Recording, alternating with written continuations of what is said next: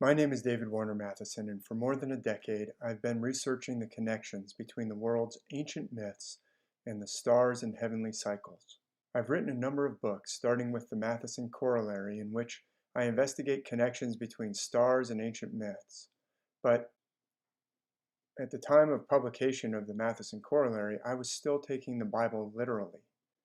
In that book, based on the hydroplate theory of Dr. Walt Brown, I presented some additional evidence which calls into question the theory of plate tectonics as it's presently taught to us in school, from elementary school all the way to postgraduate school.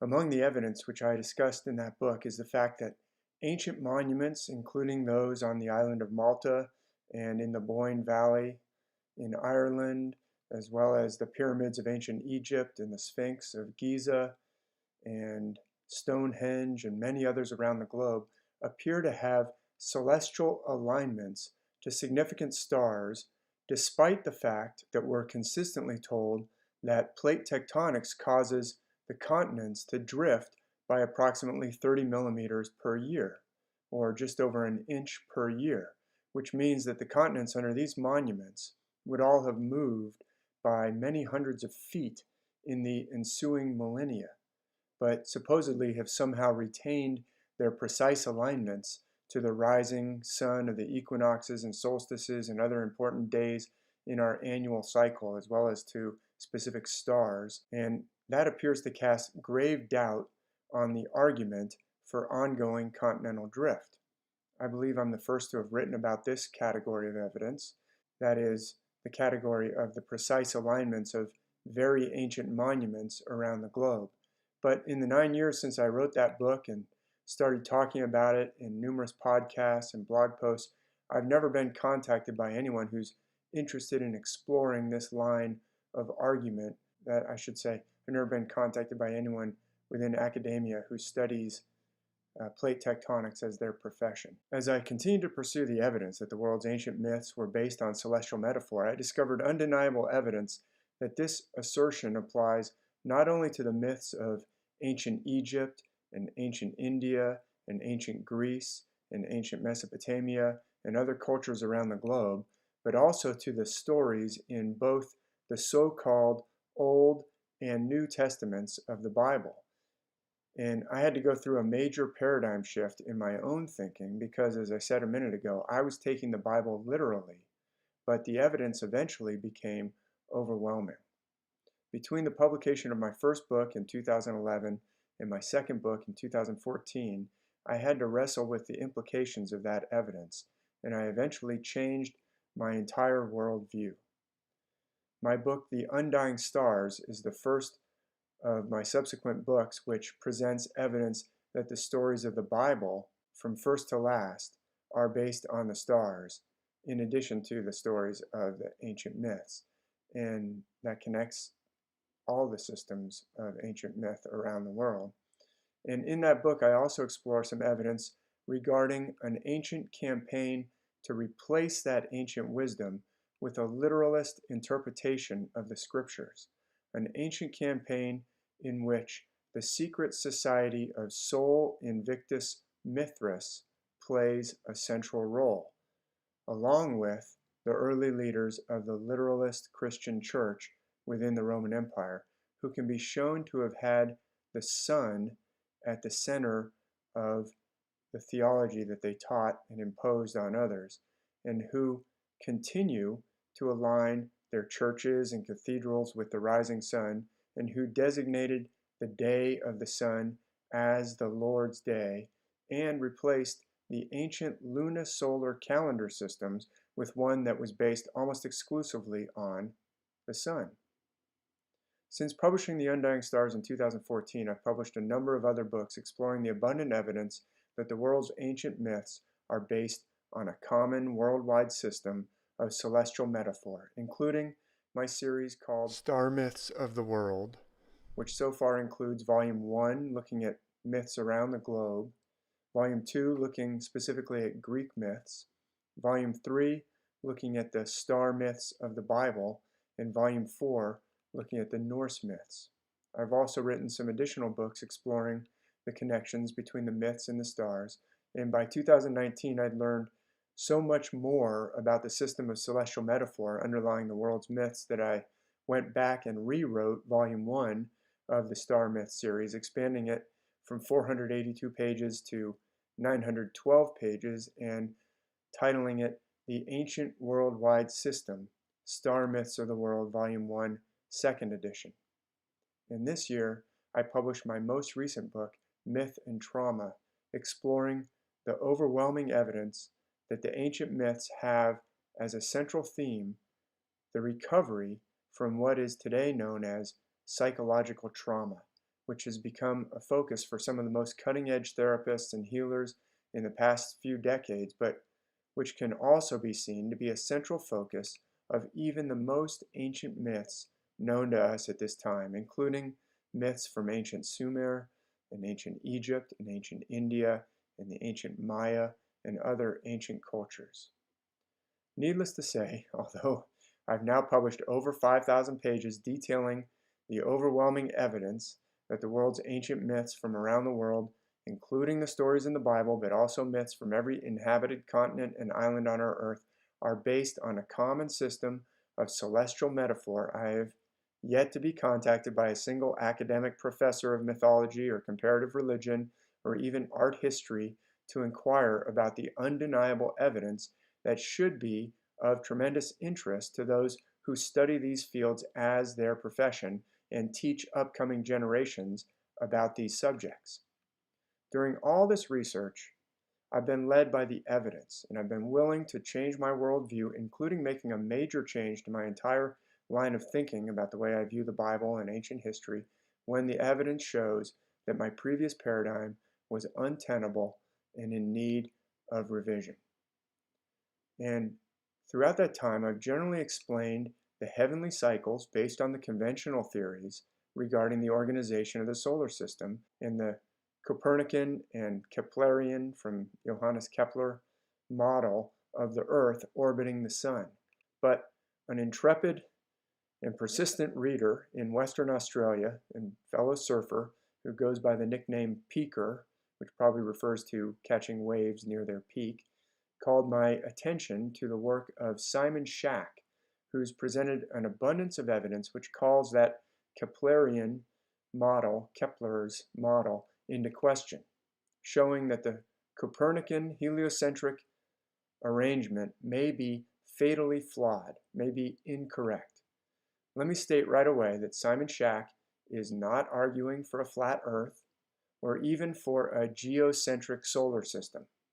There are people who still argue for a geocentric solar system, but rather Simon Schack argues that the Earth is indeed spherical, but that our solar system may be binary in nature, such that the Sun is not actually the center of all the orbiting bodies. And in fact, the ongoing astronomical research suggests that this assertion of a binary system may be true of well over 80% of the other star systems we've discovered. We've discovered that almost all of them are at least binary, sometimes more than binary, more than two stars in the same system, making us orbit around one another. I was initially resistant to such a radical suggestion, especially because the model proposed by Simon Schack is quite startling in many of its assertions, but having now read through Simon's entire book, in which he presents evidence that support his claims, I must admit that there's significant reason to suspect that the standard heliocentric model proposed by Johannes Kepler may be deeply incorrect. And although I'm not dogmatic on this subject, since it's not my primary area of expertise, I believe it is an extremely important area of study with profound implications that we should all investigate, and that Simon's arguments are backed up with a lot of supporting evidence, which makes his model worthy of careful consideration. I would also like to state at the outset that my own research suggests that there is overwhelming evidence to conclude that the ancient cult of Mithras and the ancient founders of literalist Christianity worked closely together to seize political power in the Roman Empire between the 1st and 4th centuries, and that both of those two branches, both of those two arms, can clearly be shown to be heliocentric in their theology, which raises the possibility that the Copernican and Kepler models that were all taught, despite some significant evidence calling this model into question, might be part of some kind of deception with a purpose that goes far beyond what anyone might at first imagine on the surface. Simon Schack is half Norwegian, as am I, and his original last name is Hitten, which means a small house or a hut or a shack, and as a professional musician he was given the nickname Shack based on this last name by an American musician, colleague of his. And he's written that 214-page book presenting an enormous amount of evidence regarding the problems with the Kepler heliocentric model and arguing for his alternative binary model. So much evidence that there's no way I can do it justice in this video, and I suggest that anyone who's seriously interested in exploring this subject order a copy for himself or herself and examine it in depth. But I want to mention some of the most compelling evidence from my perspective. I'm not an expert on the motions of the planets and the physics of that, and I'm at this point somewhat agnostic regarding our solar system model. The cycles of the heavens can be explained using different models, different hypotheses, and which one is the right model doesn't really change my primary area of study, which is the evidence that the world's ancient myths are based on the stars and heavenly cycles. How you explain those cycles is what we're talking about. The motions of those stars and heavenly cycles are seen from the Earth in the same way, regardless of which solar system model we use to explain those cycles and those heavenly motions. Simon's also done a lot of work on modern day traumatic events, including the September 11th, 2001 or 9/11 event. And while I'm in complete agreement that the official story surrounding that trauma-inducing event is completely untenable in the face of the evidence, I don't necessarily endorse every conclusion that other researchers, including Simon or those on his website or his forum, might put forward.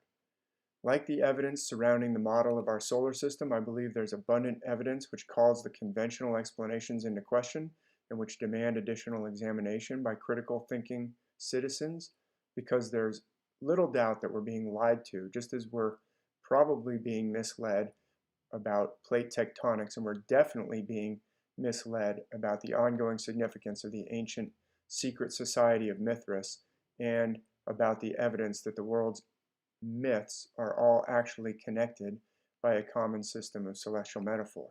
Simon's research suggests that the calculations of Kepler's mentor, Tycho Brahe, and the conclusions that Brahe reached about the model of our solar system might be much more accurate and much more aligned with reality than the model proposed by Kepler and then accepted over the subsequent centuries as the conventional model. That's why Simon calls his model, which is a modification of the model proposed by Tycho Brahe, the Tychos system, with an additional S on the end for Simon Schack, because he proposes that his model completes the work of Tycho.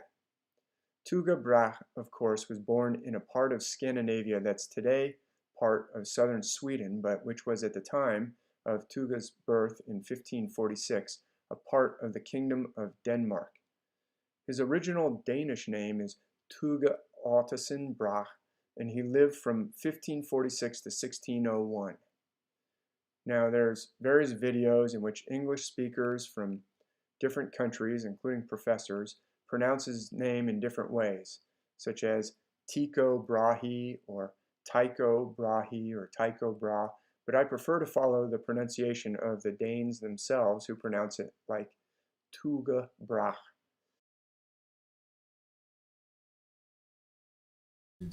For alle filosofer utroligt, at der netop nu er fremkommet en stjerne på himlen, som er ny og anderledes end de hidtidige.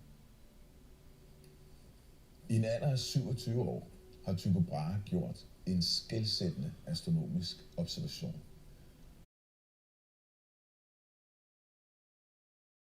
En adelsmand skulle jo undgå at bevæge sig ind på områder, hvor han skulle konkurrere med borgerlige. Det gik jo ikke, at han begyndte at få karakterer, og så var der en borgerlig, der pludselig fik bedre karakter end ham, så kunne man jo ikke opretholde samfundsorden. Jeg føler, at jeg spilder min tid sammen med disse adelsmænd. Der er undtagelser, men videnskaben ligger dem meget fjernt. Tycho Brahes interesse for astronomien og astrologien, den går meget hurtigt, allerede mens han er i København, men så studerer i København. Der begynder det meget hurtigt at gå ud over, hvad man overhovedet kan kalde sådan amatørvidenskab. Han køber dyre og avancerede astronomiske bøger og sådan slags ting, så der er han hurtigt avanceret. As Simon Schack explains in his 2018 book, Tuga relied upon painstaking and precise observations of the stars and planets and proposed a model which has been dubbed geoheliocentric in nature, in which the sun revolves around the Earth but with an orbit that intersects that of Mars. Let me say that again. The sun revolves around the Earth but with an orbit that intersects that of Mars, and which appears to resonate with similar models proposed independently by great astronomers of India, both before and after the time of Tycho Brahe. However, after Tycho's untimely death at the age of 54, his former assistant, Johannes Kepler, took Tycho's data and used it to put forward a completely different theory, a Copernican theory, in which the Earth orbited the Sun. As Simon explains, quote, "In spite of Brahe's rigorous and unchallenged documentation, his own model of the solar system was ultimately flipped on its head by his assistant, the famous Johannes Kepler. Kepler used his master's observations in his laborious attempts to validate his diametrically opposed Copernican model. As only a few people will know, Kepler was ultimately, in 1988, exposed for having falsified Brahe's all-important observational data pertaining to Mars so as to make them agree with his heliocentric thesis. His, that is Kepler's, legacy is therefore eminently questionable. Brahe had specifically entrusted him, Kepler, with resolving the bewildering behavior of this particular celestial body, talking about Mars, and Kepler's laws of planetary motion were almost exclusively mathematically derived from his relentless, quote, war on Mars, as he liked to call it. Just why the Mars data presented such exceptional difficulties should become self-evident in the following pages, end quote. That's from page Roman numeral I in the introduction of Simon's 2018 book, The Tychos. What Simon Schack demonstrates is that Tycho's model may well have explained the evidence much better than the radically different heliocentric model proposed by Kepler, which after a period of controversy became the dominant conventional model, despite the fact that observations and experiments since then, and continuing today, have cast serious doubt on Kepler's model. However, as Simon Schack also explains, Tycho did not have access to the more recent evidence, which shows that binary stars are extremely common. In fact, he didn't have access to any information about the existence of binary star pairs at all. And the data shows that binary systems are by far the most common type of system observed, suggesting the possibility that our own system is also binary in nature. So by adding some modifications and updates and improvements to Tycho's original model, Simon Schack proposes a new model for our solar system in which the Sun and Mars operate as a binary pair with Earth in between, in a system which is proportionally very similar to the famous binary system of the Sirius star system, in which our own Sun plays a role similar to that of Sirius A, and Mars plays a role similar to that of Sirius B, and our own planet Earth may be situated in between in a position similar to what has been proposed for Sirius C. Sirius C has been proposed by astronomers but has not yet been proven to be where they think it probably is. This arrangement would make sense of data involving the observed orbit of Mars, as well as the observed orbits of other bodies in our solar system, data which causes major problems for the conventional heliocentric model. So Let's look very briefly at some of the most compelling evidence that Simon offers, while again suggesting that those interested go check out his website at tychos.info, as well as his 2018 book, which is available to order through that website, and which contains a wealth of data and evidence which casts grave doubt on the Copernican model, and also information presented on Simon's forum at cluesforum.info, which also contains discussion of evidence of mass media deception involving recent events, not all of which I agree with, but which certainly presents evidence which demands further investigation.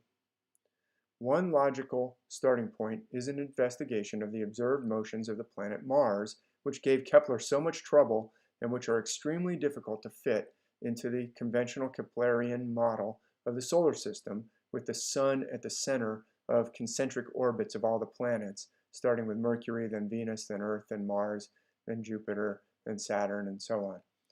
Simon demonstrates that the conventional model has insurmountable difficulties describing observed behaviors of the planets, perhaps most notable with Mars, but also very notable with Venus and Mercury, and even the retrograde periods of Jupiter and Saturn. But as I record this on August 29, 2020, the planet Mars is about to enter a period of retrograde motion.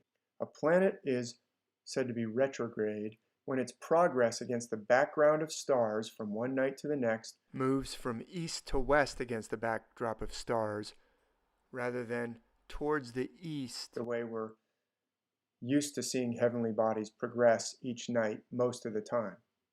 As most people learn at some point either in school or through some other source, and as I've in fact stated in previous blog posts, retrograde motion by planets is thought to be caused by that planet catching up and passing Earth, if it's an interior planet orbiting on a track internal to our supposed orbital track around the Sun, or by our own planet catching up and passing an outer planet if we're talking about a planet on the track outside of our supposed track around the Sun.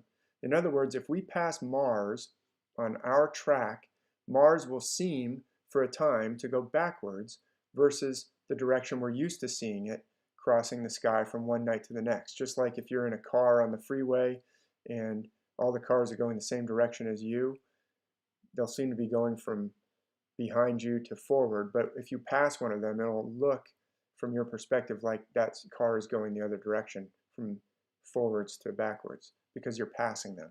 That's the standard explanation for retrograde motion of planets. Mars will go into a retrograde motion beginning on September 9th of this year and continuing until November 13th. Now, as Simon points out in his book, if we observe Mars when it goes retrograde, it can be seen to trace out a distinctly looping path. If you take photographs of it from one night to the next at the exact same time, you'll trace out, you'll get a looping path for the planet Mars as it goes retrograde.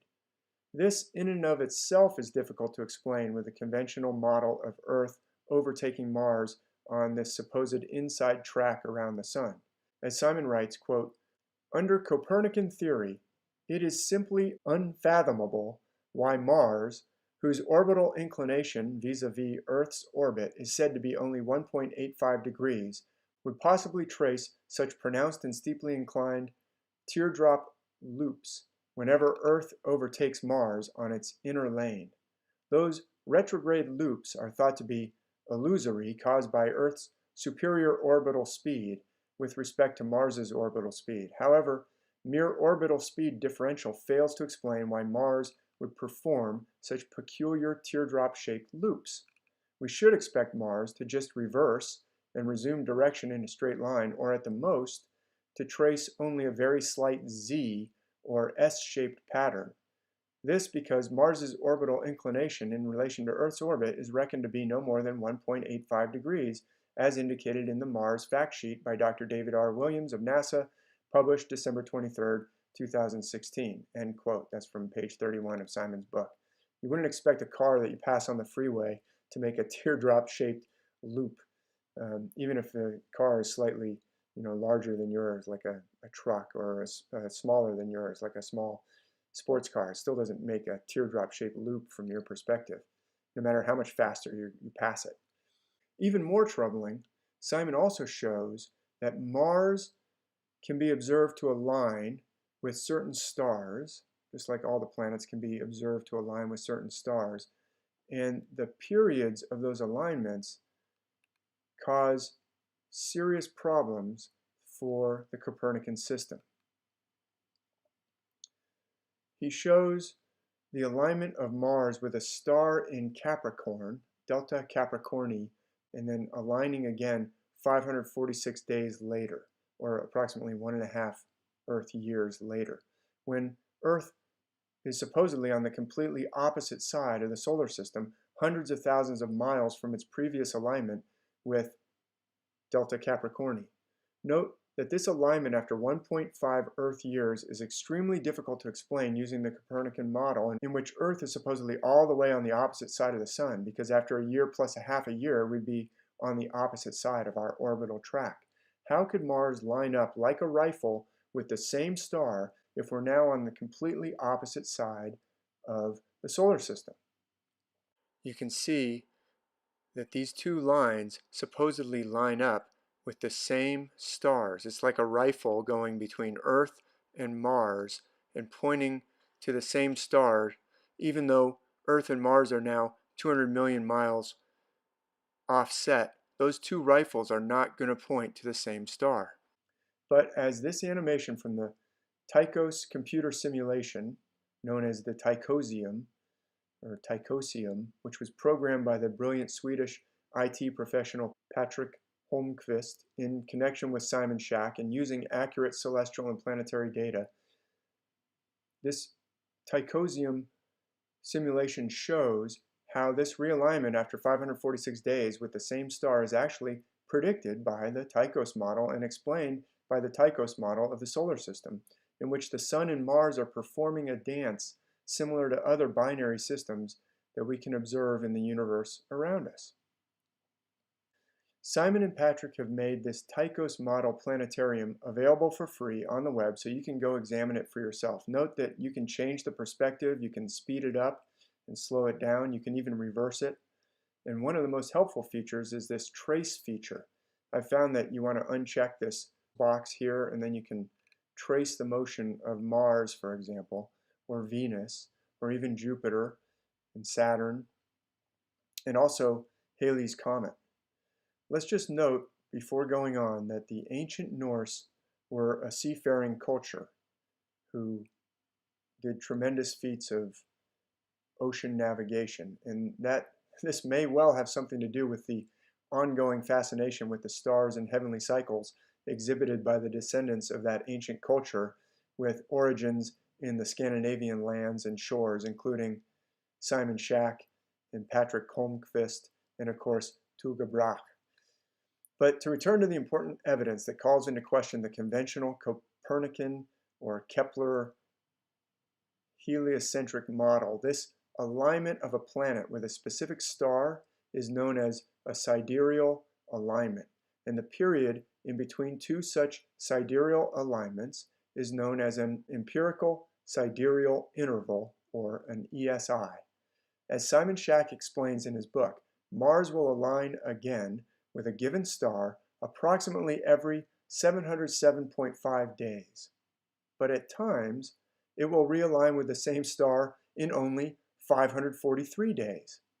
So these are known as the long and short ESIs of Mars, and they follow a known pattern over a course of 15 years of 7 long ESIs and then 1 short ESI, like this: 707.5 days, and then it aligns again, 707.5 days, that's the second one, 707.5 again, the third one, 707.5 again, the fourth one, 707.5, fifth one, 707.5, the sixth one, 707.5, the seventh one, and then 543 days for the eighth one. And then it goes back to 707.5 again. Simon writes, beginning on page 21 of his 2018 book, The Tychos, "You may now rightly ask yourself, how is this even possible?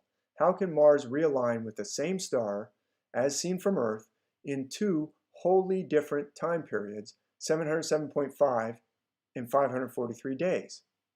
This is indeed a very good question. Continuing, this is still Simon's quote. This is indeed a very good question. The short answer is, in the Copernican model, it simply can't. In the Tychos model, it can and will naturally do so for demonstrable geometric reasons, which I will now expound. End quote.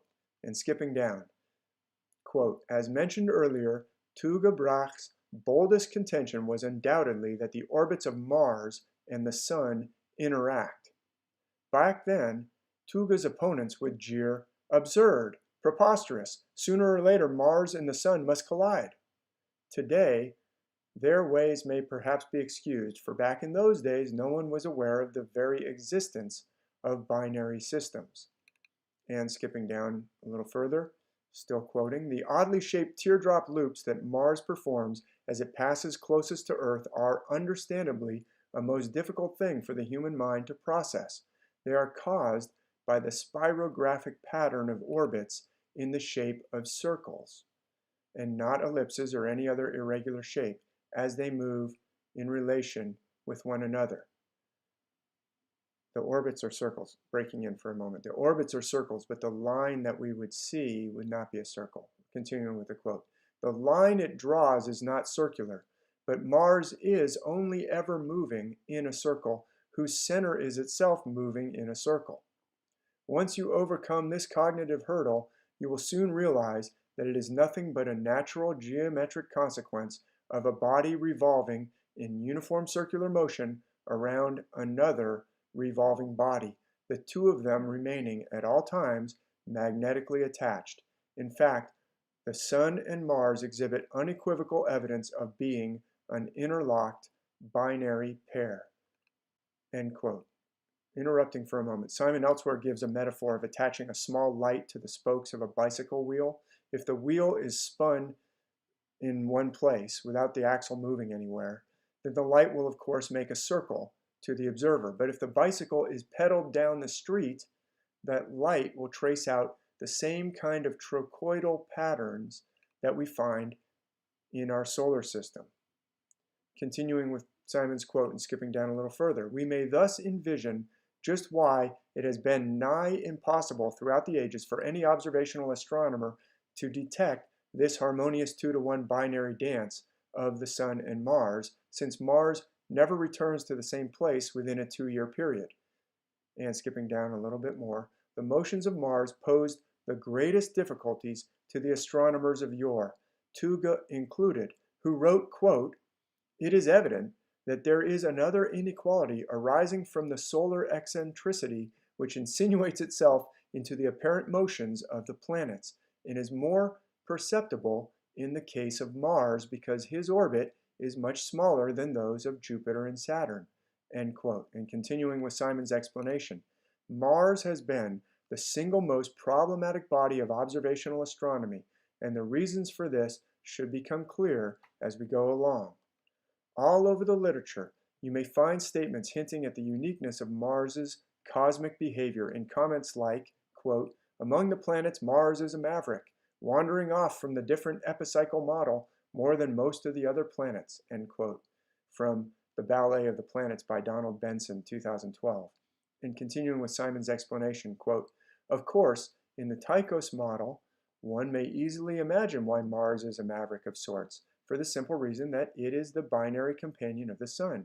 In hindsight, one of Kepler's most famous quotes rings like a most appropriate omen, the irony of which I trust future astronomy historians will underline. This is Kepler's quote. By the study of the orbit of Mars, we must either arrive at the secrets of astronomy or forever remain in ignorance of them. End quote. It is thus extremely notable that Kepler has in recent decades been found to have manipulated the data collected by his mentor Tycho Brahe, when, after Tycho's untimely death, Kepler, quote, going back to Simon Schach again, Kepler, quote, took the bulk of his master's laboriously collected observational tables and annotations, only to set about flipping Tycho's model on its head.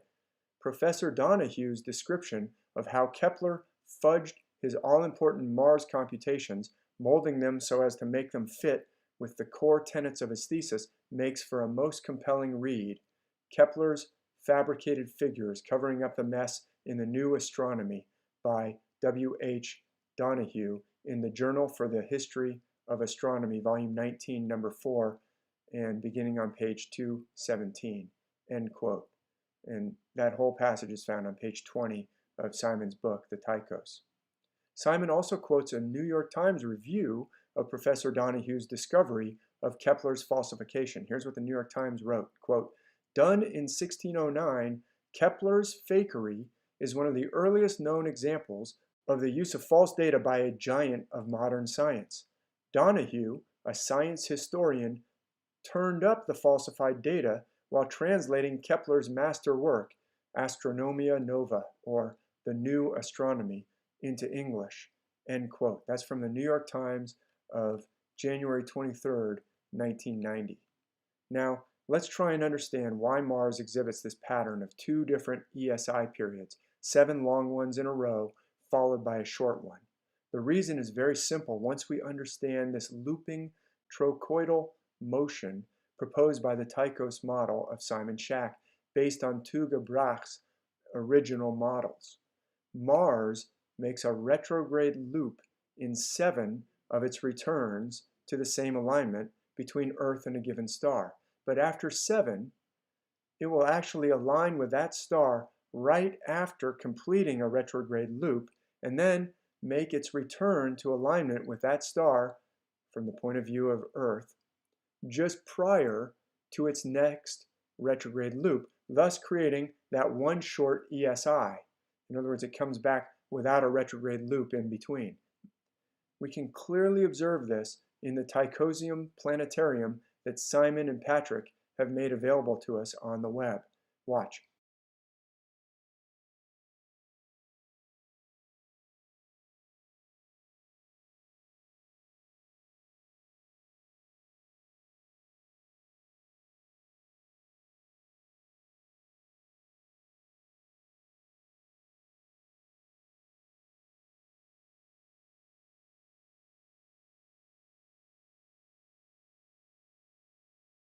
Here's a long return, which includes a retrograde loop.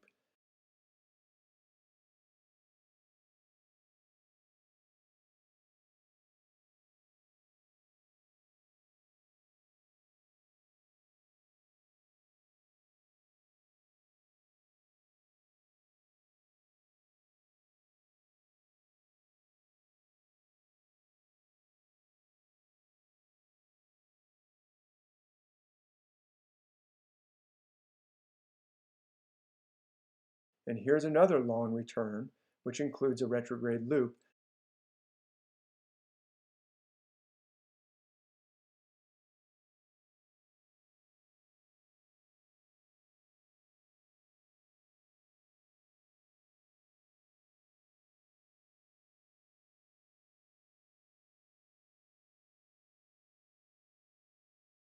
But when we get to the alignment of November 2018, Mars has just completed a retrograde loop.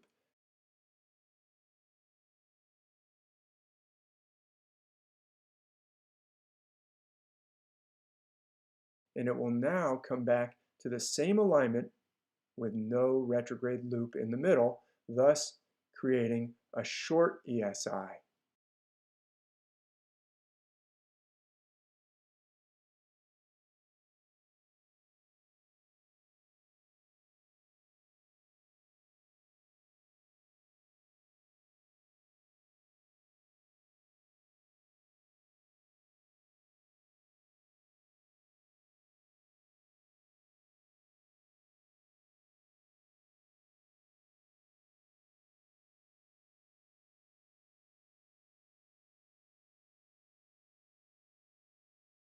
Then the next ESI will again be long because it will include another retrograde loop.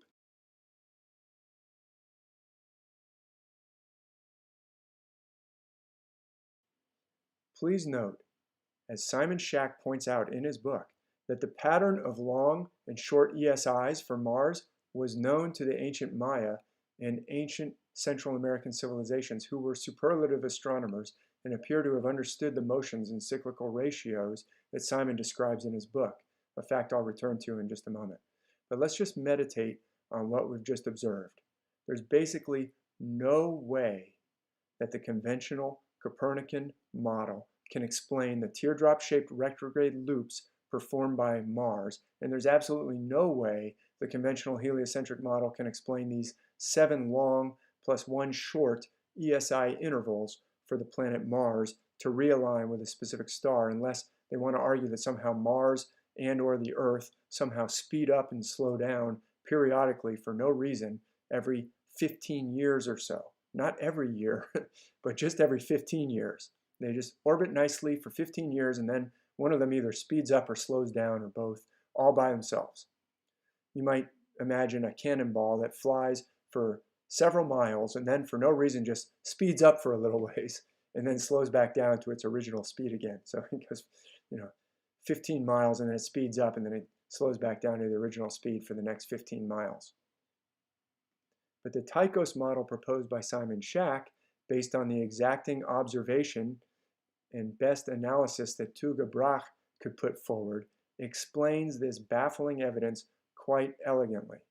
Now, it doesn't mean that his model is automatically the only way to explain the evidence, but his model certainly does explain the evidence, and much other evidence which absolutely doesn't fit within the conventional model, including the phenomenon of negative stellar parallax, which I will not go into in this video, but which causes enormous problems for the conventional theory, and which is once again elegantly explained by the Tychos model, but which is not explained by the Copernican model. And so even to this day, modern astronomers cannot explain negative stellar parallax. They basically try to ignore it or say it's just an error in the observations. And Simon goes into that in his book, and it's devastating to the Copernican model. But in addition to negative stellar parallax, other evidence that the Copernican model can't handle, but the Tychos model explains very nicely, include the lunar sidereal period of our own moon, the observable sidereal alignments of Venus and Mercury, the calculations of solar versus sidereal day, and also solar versus sidereal year, the shape of the famous analemma, the position of the asteroid belt, the duration of our periodic meteor showers, the alternately tilted path of sunspots on the sun, and even the standard explanation for the mythologically important phenomenon of precession, also known as the precession of the equinoxes. So I know that we've all been taught the heliocentric model as the only possible way of understanding our solar system, but the fact is that we need to be open to other ways of explaining the evidence. This is the lesson taught in the standard mystery story pattern that we're all familiar with, where Sherlock Holmes or Scooby-Doo or some other detective or group of detectives come along, and the authorities are all trying to explain the evidence with one story, and it turns out that a few pieces of evidence don't really fit the standard story, and we eventually find that a different narrative or different model explains all the evidence in a much more satisfactory way. I was taught the theory of ongoing continental drift, and for years I had no reason to suspect that it might be incorrect. But as I noted in my first book in 2011, the evidence we find among ancient alignments, including at Stonehenge and at Newgrange and at Giza and on Malta and elsewhere around the globe, certainly caused some problems for this theory of ongoing tectonic shifting of 30 millimeters per year. It may be that the continents all drifted or shifted at some time in the remote past history of the Earth, but that they're not drifting or shifting in the same way anymore. And so similarly with the heliocentric model, and please note what I said earlier about the evidence of what can basically be described as a very powerful solar cult consisting of the partnered axis of the Society of Sol Invictus Mithras and the hierarchical literalist Christian Church of ancient Rome, replacing the ancient wisdom of the world's myths with a new literalistic paradigm. I discussed the evidence for the importance of the Secret Society of Mithras in my most recent book, Myth and Trauma, which builds on some of the analysis found in my 2014 book, The Undying Stars. And this important subject brings us to one of the most fascinating aspects of the Tychos theory, which is that in this model, the Earth does not remain stationary. In Simon's version, the Earth doesn't remain stationary, but it does orbit within the barycenter of the interrelated orbits of the proposed binary pair of Mars and the Sun. As Simon demonstrates using extensive formulas and mathematical demonstrations, quote, in the Tychos model, all the celestial bodies in our system, including the Sun and its moons, he's talking about Mercury and Venus as the moons of the Sun, are moving synchronously together, which I attribute, I'm still reading his quote, which I attribute to a yet unexplained orbital resonance. This peculiar and wonderful discovery is even more fascinating when it is noted that the common unit is our moon's true orbital period of 29.22 days. The very fact that our little satellite, the moon, appears to be some sort of central drive shaft of our entire system should, all by itself, undo the Copernican theory. It makes no conceivable sense that our moon, which in the heliocentric model spins around Earth on its own course, corrected by nothing but gravity, while the two of them supposedly revolve around their own separate orbital slots, would play such a central role in our system. Instead, if we envision our moon as a body revolving around Earth at the center of our Sun-Mars binary system's barycenter, then the central role of our moon becomes a decidedly less mysterious affair, end quote. And that's on page 72 from Simon's book. And elsewhere, Simon also writes, quote, our moon turns out to have the most revealing period of 29.22 days, which I will henceforth call the moon's true mean synodic period, or TMSP. As mentioned earlier, still quoting, this figure provides us with the spectacular indication that our moon plays a central role in our Sun-Mars binary system. This stands in stark contrast to the Copernican notion that the moon is just a peripheral appendage circling around Earth. If that were the case, why would all of our system's celestial bodies in the Copernican scenario exhibit exact multiples of moon's average synodic period of 29.22 days? As mentioned earlier, there is no conceivable reason within the Copernican model for our lunar satellite to interact with Mercury, the Sun, Venus, Mars, and Jupiter at such exact multiple orbital resonances of 1, 4, 12.5, 20, 25, and 150. Our moon is ostensibly at the center of our system in the capacity of some central drive shaft for its cosmic companions, end quote. And that's on page 125. Simon then demonstrates that the ancient Mesoamerican civilizations appear to have understood the importance of 29.22 and the moon's synchronization with other orbiting bodies, including Venus, which is encoded in the famous Aztec calendar stone. When we begin to grasp what this information is suggesting, that the motions of the moon appear to be somehow connected to the motions of Mercury, Venus, the Sun, Mars, and Jupiter, it certainly suggests that if all these bodies are somehow related and their motions are somehow related, interconnected, then their motions may well have impacts on us here on Earth as well. And of course, the planets in our moon are associated with the gods and goddesses of the ancient systems given to our ancestors in all the cultures of the world in the distant past. And that gives a whole new perspective to the evidence that a solar cult basically overthrew the ancient wisdom of the world's myths and suppressed it and threw out all the lunisolar calendars and replaced them with a strictly solar calendar, as well as the possibility that we've been handed a completely flawed heliocentric model in spite of its obvious problems, in spite of its obvious contradictions from evidence that anyone can observe for themselves, a model that's been maintained for centuries as the only possible explanation, in spite of these flaws, and which was given to us by someone who basically took Tycho Brahe's data after his mentor's untimely and suspicious death, and who can be shown, Kepler that is, to have actually falsified data in order to push this theory. And then that theory became the only theory that any of us are allowed to consider, and anyone who asks any questions about it is labeled as being completely ridiculous and unscientific. Is it possible that there is something very important in these interrelated motions of the moon and the other bodies of our solar system, with the moon being a key drive shaft, in Simon's words, and that someone or some group actually knows that information and wants to cover it up?